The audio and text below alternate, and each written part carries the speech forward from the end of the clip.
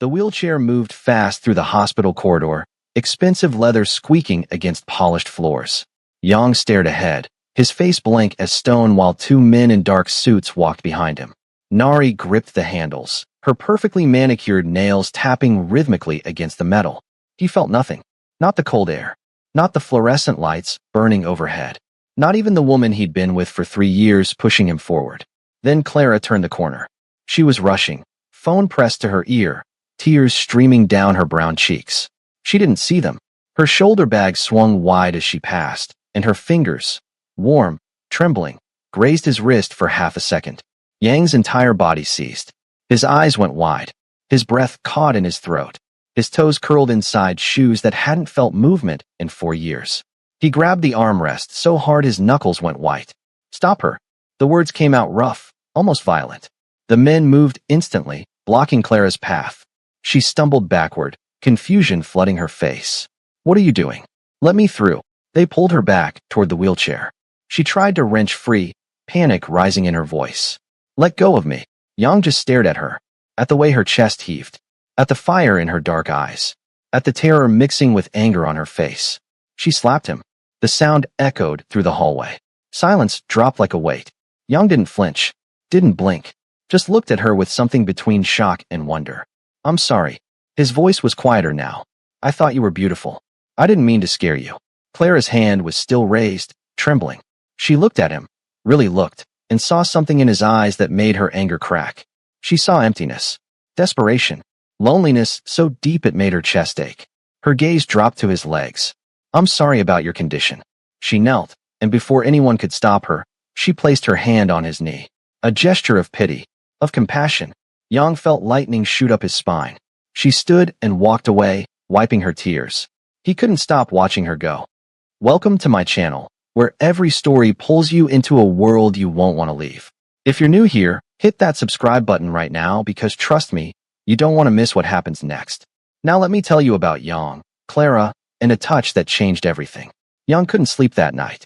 He lay in his penthouse bedroom, staring at the ceiling while Nari slept beside him. His wrist still tingled where Clara's fingers had brushed his skin. For years of numbness, of doctors telling him the damage was permanent, of feeling like a ghost trapped in his own body. Then one accidental touch, and suddenly he was alive again. "Find her," he told his men the next morning. By evening, he knew everything. Clara Washington, 28 years old, originally from Atlanta, moved to Seoul 3 years ago to teach English. She visited Seoul National University Hospital every Tuesday and Thursday evening. Room 304. Her father, Marcus Washington, had been in a coma for 6 months. Yang started showing up on Tuesdays. The first time was deliberate, but made to look accidental. He rolled past room 304 slowly, glancing through the open door. Clara sat beside a hospital bed, holding the hand of a man who looked like he'd been carved from the same strong features she had. She was reading to him, her voice soft and steady. She looked up and saw Yang in the hallway. "You," she said. "Me? Are you following me? I have appointments here too." Clara studied him for a long moment, then looked back at her father. "I'm sorry I slapped you. I deserved it." She almost smiled. "Almost. Who is he?" Yang asked, nodding toward the man in the bed. "My father, Marcus." Her voice cracked slightly. "He's been like this since July." "What happened?" Clara's jaw tightened. "Wrong place, wrong time. There was a fight outside a bar in Itaewon. Someone pulled out a weapon. He got caught in the crossfire." Yang's blood went cold. July. Itaewon. A fight that had gone wrong. He knew that night. He knew because his men had been there. Because that territory had been disputed ground. Because he'd been in that fight too. That's how he'd ended up in the wheelchair. But wait. Here's where it gets crazy. He didn't tell her any of this. Instead, he said, "I'm sorry." The Tuesday visits became routine. Yang would roll past room 304, and Clara would wave him in. They'd talk about small things. Her students and their terrible English puns. His supposed business meetings. The terrible hospital coffee they both pretended to enjoy. Yang listened and said little about himself. He couldn't. Every truth he owned was stained with blood. But he felt more human around her than he had in years. One Thursday evening in late November, Clara was particularly quiet. She sat beside her father's bed, tears running silently down her face. Yang rolled closer. "Bad day. The doctors are talking about moving him to long-term care. They say there's no brain activity. That we should start thinking about letting him go. Her voice was hollow. How do you let go of someone who's still breathing? Yang had no answer for that. Clara turned to look at him. Really look at him. Can I ask you something? Anything. What happened to you? How did you end up like this? Yang hesitated. The truth was impossible. A lie felt wrong. An accident, he finally said. Violence I should have avoided. Do you regret it? Every day. Clara reached out and placed her hand on his. Just rested it there, warm and solid and real. Yang's entire nervous system lit up. His legs trembled. His toes flexed. His calf muscles tightened and released. I think you're stronger than you believe, Clara said softly. If only she knew. That night, Yang had his men dig deeper into Marcus Washington's case. The report came back 3 days later. Marcus had been targeted. Someone had used the chaos as cover to try and eliminate him. Marcus had witnessed a transaction between rival organizations. Had become a liability. The order to silence him had come from someone inside Yang's own organization. Yang hadn't given that order. He'd been too busy trying not to bleed out to know what his men were doing in his name. And here's where it gets even worse. The man who'd given the order was still in Yang's organization. Still in power. Still dangerous. Yang was still wrestling with the decision when Nari walked in. You've been different lately, she said, her voice cool and measured. I'm always different. No, this is something else. She moved closer. You're distracted. You smile when you don't think anyone's watching. Is that a crime? It is when I'm not the reason. Her eyes narrowed. Who is she? Yang said nothing. I'm not stupid, Yang. I'll find out myself. She left, heels clicking like a countdown. Tuesday came, and Yang rolled into the hospital with coffee from Clara's favorite shop. But when he reached room 304, Clara wasn't alone. A young man stood beside her, early 20s, with the same dark eyes and strong features. Yang rolled in anyway, holding out the coffee. Clara, I thought you might. The brother's face went white. Get out, he said, his voice shaking. Clara looked confused. Darius, what are you? Get out. Darius moved forward, stepping between Yang and his sister. Get away from her. Now. Clara stood up. Darius, calm down. What's wrong with you? That's him, Clara. Darius was trembling now. That's Yang. The man who runs half of Seoul's criminal organizations. The man whose people put Dad in this bed. The coffee cup slipped from Yang's hand.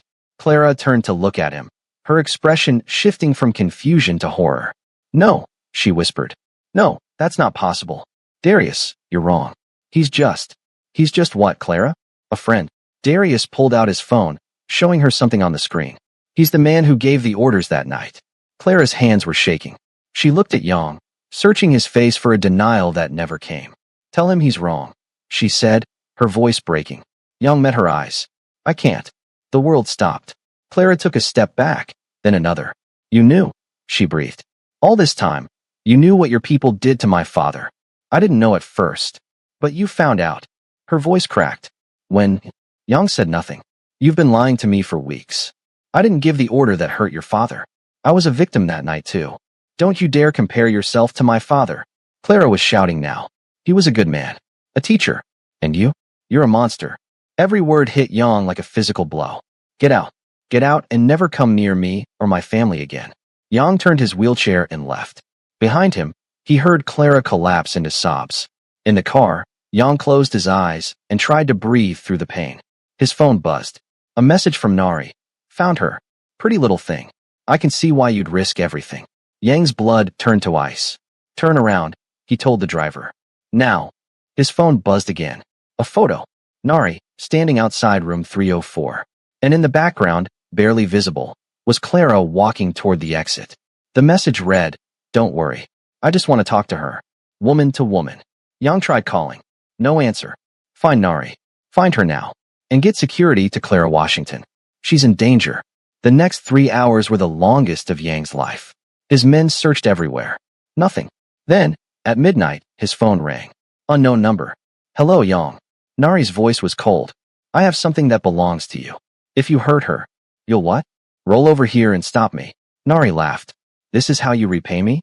By falling for some random woman. Nari, this has nothing to do with her. Let her go. She made you feel something I never could. Her voice dropped to a whisper. She made you forget you're broken. Where is she? But Yang, here's the thing. I've been doing some research on your little Clara. On her father. On what really happened that night in Itaewon. Yang's grip on the phone tightened. Your man, Jean. Your trusted lieutenant. He's the one who ordered the hit on Marcus Washington. And he's the one who shot you that night. Your own man put you in that wheelchair because you were getting too close to discovering his betrayal. The world tilted. Jean and I have been working together for months, building our own organization inside yours. And now we're ready to take everything. I'll kill you both. No, you won't.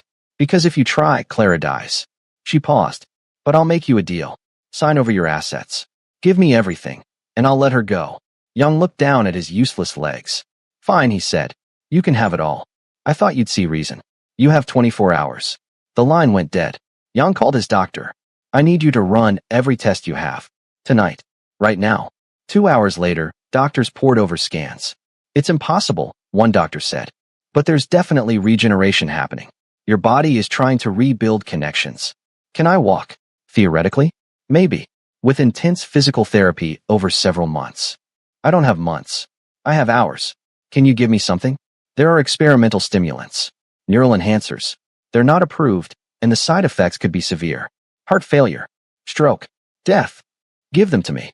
They injected him with a cocktail of chemicals that felt like fire in his veins. And then his right leg moved. Not a twitch. A deliberate, controlled movement. Yang grabbed the parallel bars and pulled himself up. His legs shook violently. But he was standing. Help me walk, he told the doctors. They supported him as he took one trembling step. Then another. More, he gasped. I need more of the stimulant. You'll die? Then I'll die walking. Give it to me. They injected him again. This time, when Yang took a step, his leg held. And the next step was stronger. He was walking. His phone buzzed. A location pin from Nari. An abandoned warehouse. By dawn, Yang could move without assistance. It wasn't graceful. Every step hurt. But he could walk. At 6 a.m., he headed to the warehouse alone. Clara was tied to a chair in the center, tape over her mouth, terror in her eyes. Jean stood beside her, weapon in hand. Nari sat on a crate nearby. Right on time, she said. Did you bring? Then she saw him. Standing. Walking toward them. Her face went slack. That's impossible. Jean raised his weapon, but Yang was already moving. For years of rage poured into every step. He closed the distance, knocked the weapon away, and drove his fist into Jin's throat. Jean went down gasping. Nari scrambled backward, pulling out her own weapon. Stay back. I'll shoot her. Yang stopped, raising his hands. You wanted my empire. Take it. Just let her go. You can walk, Nari said hysterically. You've been lying. I couldn't walk until yesterday. Until I had a reason to. Yang took a step forward. Let her go. Nari's hand was shaking. Behind them, Jean was getting to his feet, reaching for his weapon. Yang saw it happening in slow motion. Saw Jin's finger moving toward the trigger.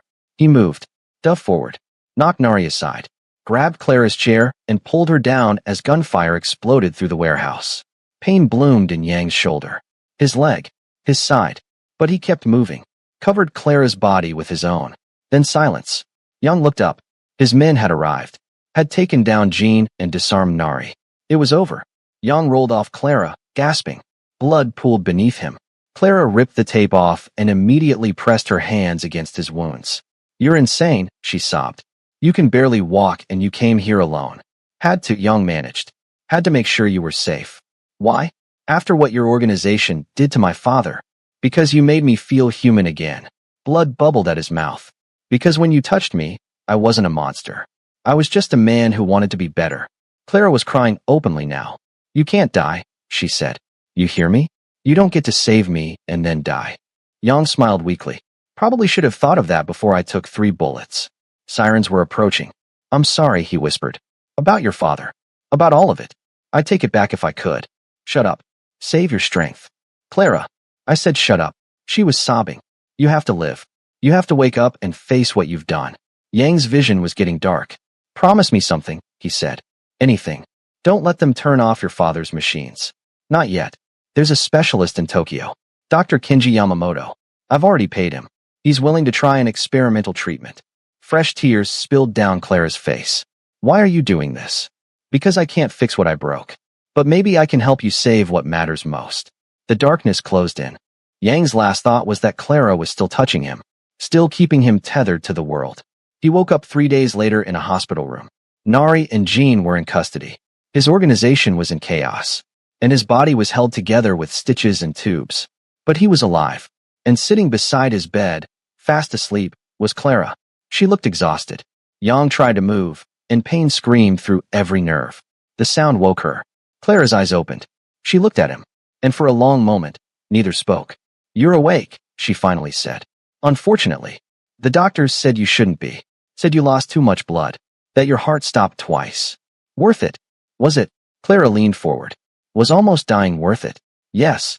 She shook her head. "You're impossible." Another silence, full of everything unsaid. "I called the specialist," Clara said quietly. "Dr. Yamamoto. He's flying in next week to evaluate my father." "Good. Why did you do it, Yang? After I told you I never wanted to see you again, why did you save me?" Yang looked at her, at the woman who'd brought him back to life. "Because maybe if I saved you, I could save myself too." Clara's eyes filled with tears. "I don't know if I can forgive you for what your world did to my family. I know, but I also can't forget that you walked into gunfire to protect me, that you used your last conscious moments to help my father." She reached out and took his hand. "So I don't know what to do with you, Yang." The moment her skin touched his, Yang felt it. That same electric current. His toes curled. His legs trembled. Clara felt it too. Her eyes widened. "Did you just move?" "Yeah. How is that possible?" Yang squeezed her hand gently. "Maybe some connections can't be broken, no matter how much damage is done." Clara stared at their joined hands. "This is crazy," she whispered. "I know. You're a criminal. Your people hurt my father. We should hate each other. I know. But when I thought you were going to die, all I could think was that I couldn't lose another person She stopped herself. Yang waited. "Another person I cared about," she finished quietly. Before either could say anything else, the door opened. A doctor walked in, followed by police officers. "Mr. Yang," the lead officer said, "we need to ask you questions about the incident at the warehouse. About your organization." Clara's hand tightened on his. Yang looked at the officers. At Clara. At the choice in front of him. "I want to make a deal," he said. "What kind of deal?" "Full cooperation. Names. Operations. Everything I know." Yang's voice was steady. "In exchange for witness protection. And medical treatment for Marcus Washington. Whatever he needs." "Yang, no," Clara started. "It's the only way," he said, looking at her. "The only way to maybe fix some of what I've broken. If you've made it this far, hit that subscribe button and drop a comment telling me what you think happens next. Because trust me, this story is far from over." The police accepted his deal. Over the next 3 weeks, Yang testified against men he'd worked with for years. Exposed operations hidden for decades. Burned down the empire he'd built. And through it all, Clara visited him. Not every day, but enough that Yang looked forward to her appearances like they were the only light in the darkness.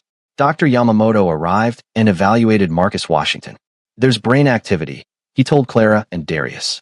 "Minimal, but present. With the right treatment, there's a chance he could wake up. Maybe 20%.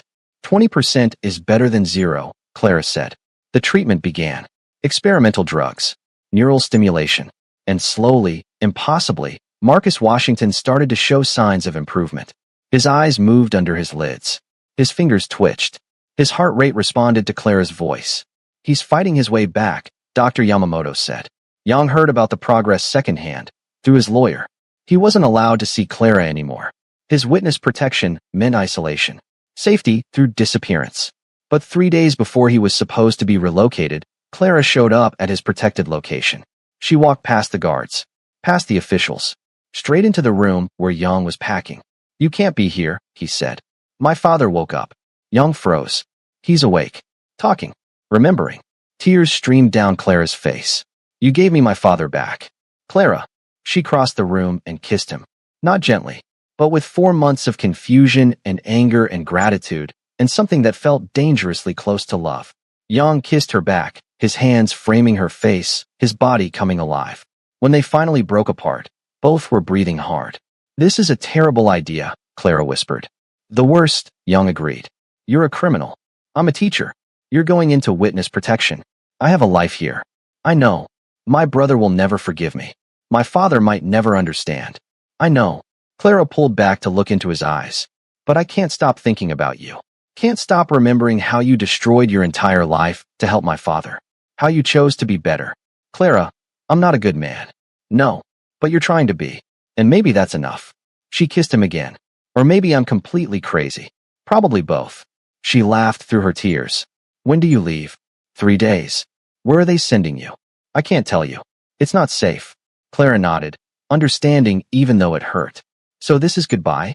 Yang thought about walking away, about leaving her to live the normal, safe life she deserved. But his legs were trembling again. His body was responding to her presence. She wasn't just healing his nervous system. She was healing all of him. No, he said firmly. This isn't goodbye. Give me 6 months. Let me finish testifying. And then, he took her hand. I'll come back. I'll find a way. They'll never allow it. I don't care. I'll find a way back to you. His grip tightened. If you want me to. Clara looked at their joined hands. My father wants to meet you, she said quietly. Yang's heart stopped. What? He knows everything. What happened that night? What your organization did? What you've done since? She met his eyes. And he wants to meet the man who saved his daughter. Clara, I can't. Tomorrow. Before you leave. Just once. Her voice cracked. Please. Yang knew it was a risk. Knew it violated every protocol. But he also knew he couldn't walk away without facing the man whose life his world had destroyed. Okay, he whispered. Tomorrow.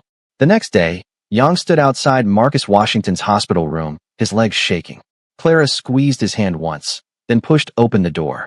Marcus Washington was sitting up in bed, thinner but alive and awake, and looking at him with eyes that held no hatred. Only exhaustion and understanding. So you're Yang, Marcus said, his voice rough from months of disuse. Yes, sir. The man who runs the organization that put me in this bed. Yes, sir. And the man who destroyed that organization to save my daughter. Yang said nothing.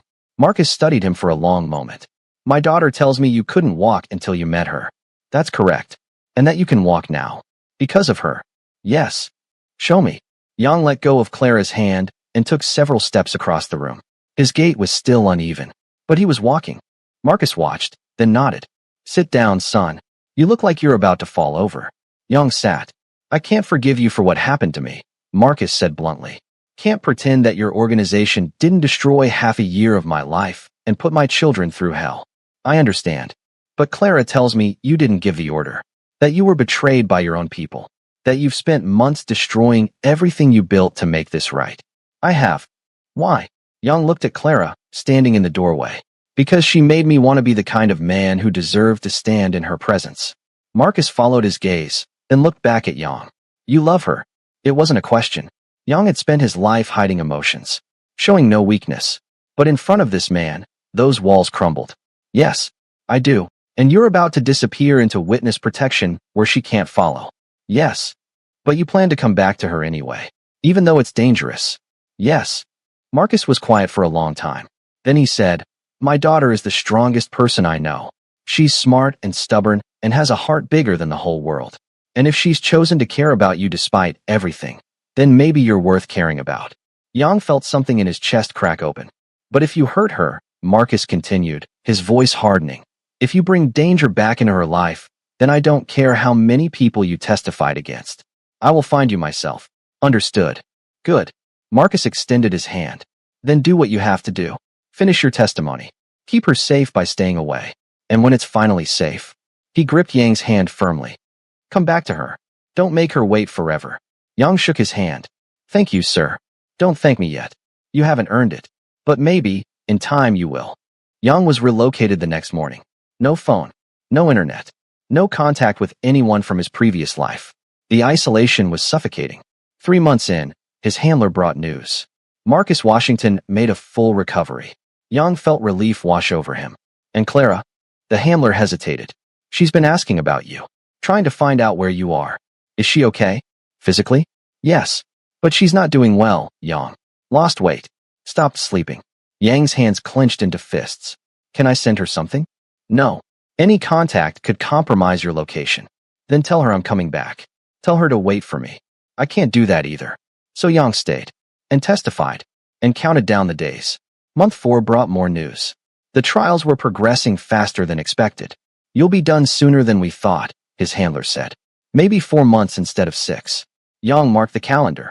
Started counting days instead of months. But then, in month 5, everything changed. His handler burst into the safe house at 2 a.m., weapon drawn. We need to move. Now. What's happening? Someone leaked your location. We have maybe 15 minutes. Yang's blood ran cold. They moved fast. New location. New identity. new security protocols. But the damage was done. Young wasn't safe anymore. We're pulling you from testimony, his handler said. No, I'm finishing this. Young, I said I'm finishing this. His voice was sharp. I gave up everything to do the right thing. I'm not stopping now. The handler stared at him. You're going to get yourself killed. Maybe, but I'm going to finish what I started first. The final testimonies took 6 more weeks. 6 weeks of moving locations every few days. Of knowing that every shadow could hide someone waiting to kill him. But he finished. Gave his last testimony on a cold morning in early March. That's it, the prosecutor said. We have everything we need. Yang walked out knowing his old life was finally, completely dead. But maybe a new one could begin. He called his handler. I'm done. I want out of protection. That's suicide. I don't care. I kept my end of the deal. Now I'm leaving. Where will you go? Yang thought about a woman with warm hands and kind eyes. Home, he said. I'm going home. He bought a plane ticket to Seoul under his new identity. Clara's apartment was in a quiet neighborhood. Yang stood outside for 10 minutes, trying to work up the courage to knock. What if she'd moved on? What if 5 months had been too long? He knocked anyway. Footsteps. The door opened. Clara stood there in pajamas, her hair messy, her eyes red-rimmed. She looked at him. Really looked at him. Yang, hi. Her face crumpled. Then she launched herself at him, wrapping her arms around his neck so tightly he could barely breathe. You came back, she sobbed. You actually came back. Yang held her, his own eyes burning. I promised I would. They stood in her doorway, holding each other, neither willing to let go. When they finally pulled apart, Clara dragged him inside. You can't be here, she said, even as she pulled him toward her couch. They said contact with you could put you in danger. I left the program. Clara froze. What? I finished testifying. And then I left. Yang squeezed her hand. Because I'd rather risk everything and be with you than be safe and alone. That's the stupidest thing I've ever heard. Probably. You could die. I've been dying for years, Clara. Dying in that wheelchair. Dying in my empty penthouse. He pulled her closer. But when I'm with you, I'm alive. Clara's hands came up to frame his face. This is crazy. You keep saying that. Because it is. You're a wanted man. I'm a teacher. We have no future that makes any sense. Yang kissed her. Kissed her the way he'd wanted to for 5 months. Kissed her like she was oxygen and he'd been drowning. When they broke apart, both were shaking. I love you, Yang said. I know I have no right to. I know I'm everything you shouldn't want. But I love you, Clara Washington. And I'm going to spend the rest of my life trying to be worthy of you. Clara was crying again, but she was smiling too. You're such an idiot. I know. I love you too. Yang felt his legs go weak. But this time it wasn't nerve damage. It was relief. Joy. Hope. He was still holding her when her apartment door burst open. Men in dark clothes flooded in. Weapons raised. Former members of his organization. People who'd escaped prosecution. People who wanted revenge. The leader smiled coldly. Hello, boss. Long time no see. Clara screamed. Yang pushed her behind him. Let her go. This is between us. Oh, we know exactly who she is. The woman who made you weak. The reason you destroyed everything. The leader's smile widened. We're going to enjoy killing her slowly while you watch. Yang's mind raced. 5 of them. All armed. He was unarmed. The odds were impossible. He looked back at Clara. At the fear in her eyes. I'm sorry, he whispered. I should never have come back. Shut up, Clara said fiercely. Don't you dare apologize for loving me. She reached for his hand. The moment their skin touched, Yang felt it. That familiar electric current. His legs steadied. His vision sharpened. He turned back to the men. Last chance. Leave now, and I won't have to hurt you. They laughed. You can barely walk. What are you going to? Yang moved. Faster than he'd moved in years. Faster than should have been possible. He closed the distance, disarmed the closest man, used him as a shield. Chaos erupted. But Yang had spent his life surviving violence. Had built an empire on being better, faster, more ruthless. And now, with Clara's presence giving him strength, he became that man again. Just long enough. When the fight ended, all 5 men were on the ground. Yang stood over them, breathing hard, his body screaming. Clara was on the phone with police. Yang looked at his hands. At the blood on them.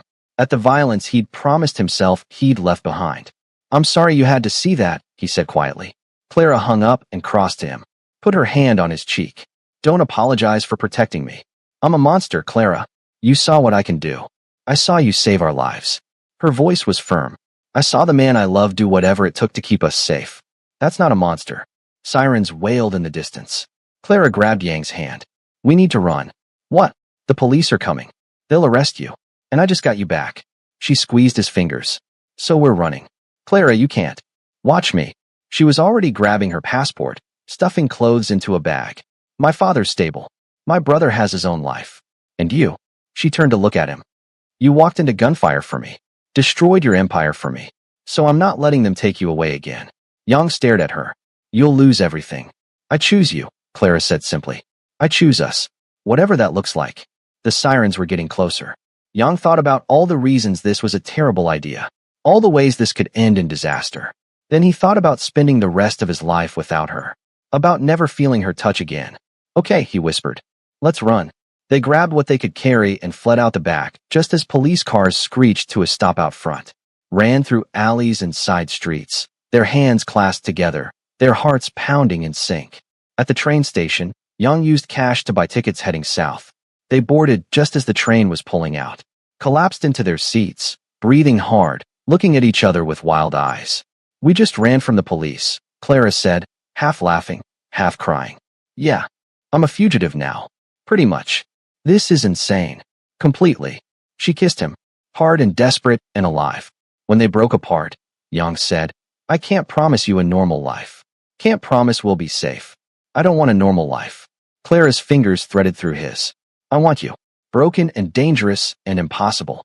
I want all of you. Yang felt his eyes burning. Then you have me. For as long as you want me. Forever, then. Forever it is. The train carried them south through the night while police searched for them. While Yang's enemies regrouped. While their old lives burned behind them and their new life waited somewhere ahead in the darkness. Yang looked down at their joined hands. At the woman who'd brought him back to life. At the impossible future they were building one desperate choice at a time. His legs were steady. His heart was full. And for the first time in his life, he was exactly where he wanted to be. Even if the whole world was hunting them. Even if they had no plan and nowhere to go. Even if everything could fall apart tomorrow. Because Clara's hand was warm in his. And when she touched him, he could walk. And maybe love was enough to carry them the rest of the way. The train disappeared into the night. Behind them, Seoul woke to news of Yang's return. Of the fight in Clara's apartment. Of two people who'd chosen each other over everything else. But whether they'd survive what came next, that's a story for another time. Drop a comment right now telling me if you want part 2. Because I'm leaving you here, on this train, with Yang and Clara running toward an uncertain future. Will they make it? Will his enemies find them? Will Clara's family ever forgive her? And what about Marcus? Does he know his daughter just became a fugitive? Hit that like button if this story had you on the edge of your seat. Subscribe because you know you need to see what happens next. And comment part 2 if you're ready for the next chapter of this impossible love story. Because this is far from over.